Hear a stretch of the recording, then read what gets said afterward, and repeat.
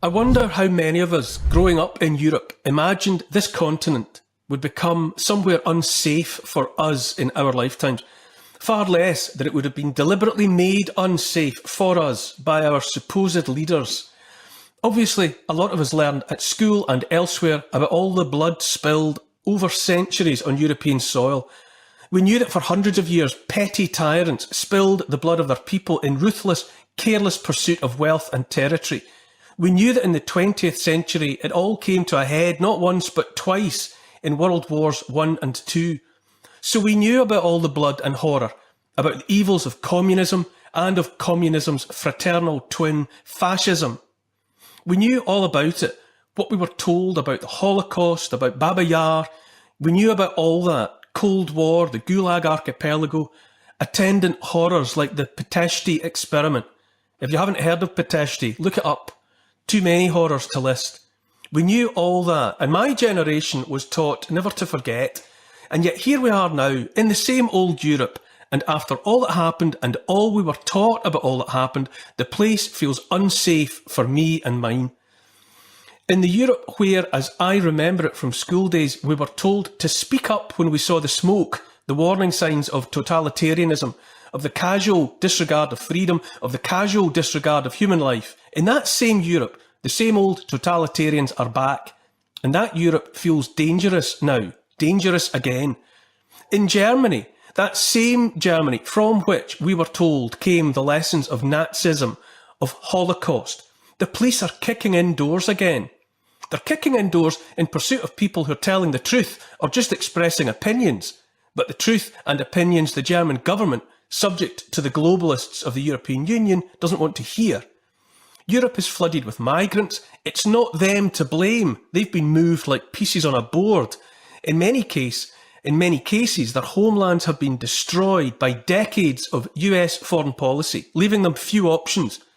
In any event, they're on the move and taking up residence in Europe, because to have them in Europe en masse, disrupting, by their very presence, civilizations and cultures that were millennia in the making, to have them here, washing away in a few years the achievements of millennia, the identities shaped by millennia, to have them here washing away in mere moments Christianity, indigenous white populations, languages, traditions, norms, ancient cultures that endured centuries of war and other bloodshed. Because to have them here replacing what was here before is the absolute undeniable objectives of those who would burn Europe to the ground to rule over the ashes. Because to see an end to the sovereign peoples of Europe has been the whole point of the globalist project. This is no accident. This is the intention. The migrants are the tools being used to accomplish the task. But we would do much better to ask who ordered the tools, who is using the tools.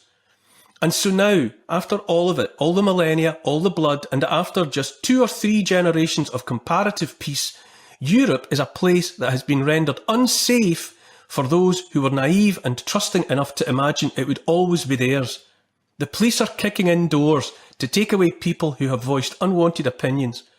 Censorship legislation is everywhere enacted in a bid to shut us up. All of this has been done to Europe deliberately, in a few short years, by a handful of charlatans. I count Britain into this Europe, and our fate here has been charted by more of the same charlatans, sock puppets, mouthing words spoken through them by others we do not know. Boris Johnson, Rishi Sunak, Keir Starmer, the whole sordid lot of them, utterly without integrity or principle or honour or character. And on mainland Europe, there's more, the likes of Olaf Scholz, Emmanuel Macron, and that's before we get to the wastes of skin that are the unelected, unwanted characters like Ursula von der Leyen. The dreadful, obscene menage was crystallised in a memorable moment when Christopher Husgen, chairman of the Europe Security Conference in Munich, burst into big bubbly tears in the aftermath of US Vice President J.D. Vance's telling Europe's pitiful premiers and hangers-on that they were censorious to a man and to a woman, and thereby driving the destruction of their own houses. That rather than listen to what their people thought and wanted, they preferred to throw them in jail or otherwise silence them for holding and expressing opinions at variance with those of the blob. And so now Europe is a place that feels unsafe for the descendants of those who lived here, worked here, helped build this place, defend this place. It's not unsafe and broken just because of the millions of illegal strangers taking advantage, as well they might, of free this, that and the other, but on account of the fact the powers that be, the powers that ought not to be, have created an atmosphere in which people descended from those that have lived here for centuries, if not forever, an atmosphere in which those indigenous populations are supposed to live now in fear of those nominally, I stress, in positions of authority over their lives.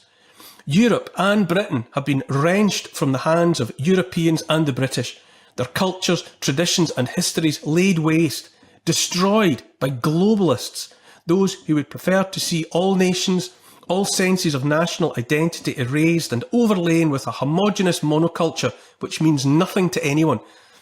And as they say, when all else fails, they'll take you to war. Hollow men, factotums like Starmer, open their mouths for words composed by others about putting British flesh and blood in the charnel house that has been Ukraine. So discombobulated are they in their panic, in their dying as a globalist cult, they turn reflexively towards the solution that has always rescued globalists, which is war. An online headline from Zero Hedge this week had it that Denmark is set to announce massive rearmament plans. Quote, Danish Prime Minister Mette Frederiksen said her government would announce plans on Wednesday for a massive rearming of Denmark's military due to the growing threat posed by Russia. We must upgrade massively to protect Denmark and we must rearm massively to avoid war, Frederiksen told Parliament on Tuesday. She did not disclose any details or sums, but according to Danish public broadcaster DR, the government is expected to announce the creation of a 50 billion kroner fund for additional defence spending in 2025-2026. Frederiksen told Parliament the rearming would need to happen quickly amidst a difficult situation for our country, kingdom and continent. Denmark is currently experiencing the most dangerous situation in our lifetime. This is worse than during the Cold War, she said. After emergency talks in Paris over the US change in policy on the Ukraine war, Frederiksen warned that Russia is threatening all of Europe now. The war in Ukraine has been about Russia's imperial dreams, about building a bigger Russia, and I don't think they're going to stop in Ukraine, she told reporters. She warned the US against attempts to agree on a fast ceasefire that would give Russia the chance to mobilise again, attack Ukraine or another country in Europe. Since the outbreak of the war in February 2022, Danish support to Ukraine has amounted to some $7.52 billion in military support and around $741 million in civilian contributions, according to the Danish Foreign Ministry. End quote. So there you have it, I say. Propaganda, baseless scare stories. So yet more money can be milked from another population fed a diet of fear. Even now, when the truth is out there that the war in Ukraine was provoked not by Russia, but by decades of NATO expansion, still the myth is perpetuated of the Russian bogeyman. When all else fails, they take you to war, remember? When the COVID pandemic hoax ran out of steam, before it got them over the line into full-bore digital imprisonment of the masses, they opted for war in Ukraine. They called it a war to save democracy, in a country where there was no democracy, and now propose to have the descendants of those who fought and died to challenge Nazism stand shoulder to shoulder with Nazis, so that yet more money might be laundered through that benighted place where a freshly slaughtered million souls lie cold in the clay. Shameless is too small a word to describe the disgrace of those we are supposed to acknowledge as leaders. And yet here we are, watching the likes of Starmer and Macron embrace each other as they dream of condemning yet more young flesh to the meat grinder so that their masters might live to lie another day. I ask you, in all seriousness, who, even on their worst and weakest day, would answer the call to war of a creature like Keir Starmer? This war in Ukraine is and always has been a war for money, a war for power.